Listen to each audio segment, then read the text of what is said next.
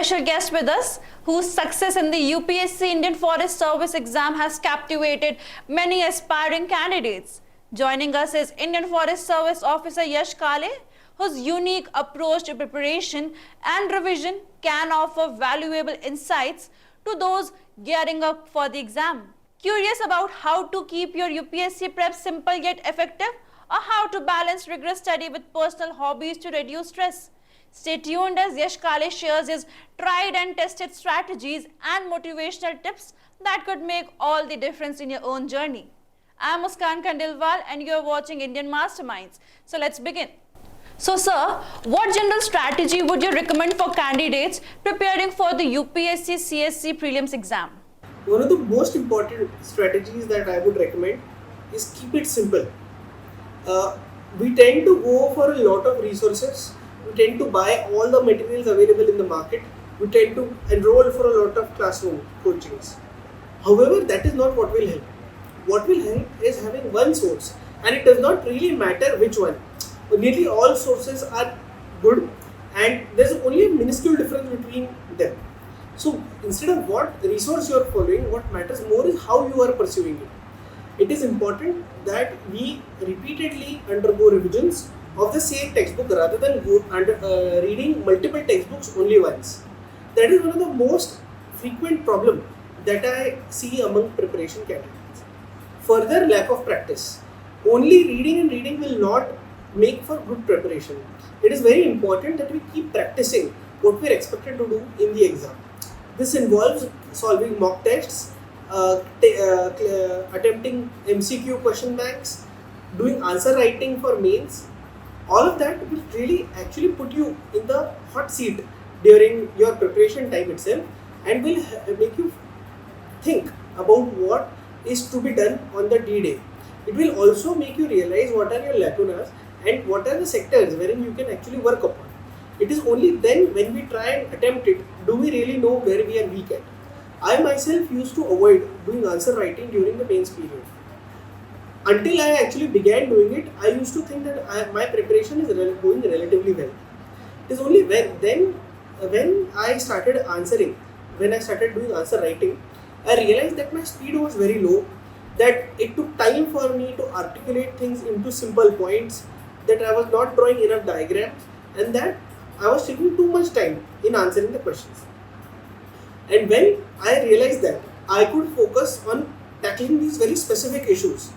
So instead of doing a generalistic preparation of many hours in the day and not actually putting yourself in the hot seat and actually doing the answer writing or doing the MCQ question banks, it is difficult for you to actually get a realistic assessment of where your preparation lies and how you are going to do on the main day. Further, one of the major problems that I see in many people is that they put in a lot of hours only at the end rather than keeping a medium number of hours of preparation right from the start. A very often seen problem is that during prelims, a month to go, people putting 12 to 14 hours, which is unhealthy in my opinion. What can be done is that we can begin pushing for more hours early on in the period so that it does not lead to a mental fatigue at the end. Finally, also what I would suggest is that let's not be penny wise and pound foolish, wherein people get really irritated or get very anxious when accidentally they spend a couple of hours here and there on non-academic pursuits, and rather when they are just after the exam or very early stages in the preparation, they waste months altogether on very trivial issues such as which coaching to attend, etc.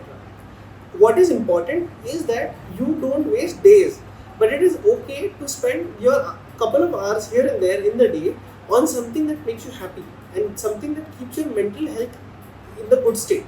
So please don't get very anxious when your social media usage or your time spent in socialization with friends or pursuing a hobby takes a couple of hours of your day here and there. But you must be very careful if entire days altogether are going waste due to some academic or non-academic pursuits. Any motivational advice or personal anecdotes that can inspire candidates in their final days of preparation? In the final days of preparation, it is very common to observe mental fatigue, anxiety, and depression among the students. It is natural because this exam is of extreme pressure and the stakes involved are very high. I myself and all the batchmates with me have experienced the same thing. However, what I want to tell you is that there is always light at the end of the tunnel. That a couple of days of hard work will truly reap a lot of benefits at the end. And you don't need to be constantly in this phase of worry. If at all things get to a point where in the final days of the preparation you are not able to concentrate because of the tension, you'd be actually much better off if you take a couple of hours here and there and relax your mind and get back on studies only after that. There's a light of the end of the tunnel wherein I can guarantee you, even if the result does not go very well this time, in the long run, be it within the UPSC sector or otherwise, things do work out. So let's not make the exam bigger than what it is. It is just one exam that is leading to one career path. Yes, this career path is very coveted and something that all of us really want. But it is still just an exam and it would be really prudent to keep it that way. Do not make it larger than what it already is. What are the most efficient revision techniques to consolidate vast amount of information? If you could please share about it. One of the best things that I thought that my seniors taught me was that I did a multi-step revision approach, wherein while beginning I would read the whole textbook 1 or 2 times. In the second time I would mark certain things in the textbooks. In the third time I would note only the marked things into a smaller version of notes. And finally, after going through the notes a couple of times, I would make them into micro notes, something that would be useful for me to go through just before the exam. What this does is that you don't need to revise the whole textbook or the whole set of big notes every time you are expected to write an exam. After a couple of readings, you are very well versed with the subject or only need only the small details that you may tend to forget. The broad picture is always in your mind. So it is important to make multi-step notes as you get more and more readings. This will ultimately leave you with very few pages that you need to revise just before the exam, containing only very small details, facts and figures. Rest of the things would be already imprinted in your memory. So this is something that you should do. Try and make smaller and smaller notes with every read that you give to your source material. This will really help you revise very well. Further, I followed a 3-3-3 approach before prelims. That is, I revised 3 things. That is your core material, your test series and your current affairs magazines 3 times in the last 3 months of preparation. If you are able to fit in that, it would be really nice because you would go to the exam with a lot of confidence. And also, it is important regarding revision. You remember that most which you've gotten wrong in the previous time. So, previous test series that you've solved, it would be very prudent that you revise them multiple times, and that will be the most strongest thing imprinted in your memory rather than just going through the same textbook again and again. Give as many test series as you can and make sure that you revise them. The more mistakes that you make in the preparation time will ensure that you will remember more and more during your final time. So this is all from my end. I hope I have resolved some of your memories, some of your doubts that you may face during preparation. Thank you, sir, for sharing your invaluable insights and strategies. Your journey exemplifies the power of simplicity, balance, and smart preparation. Thank you so much.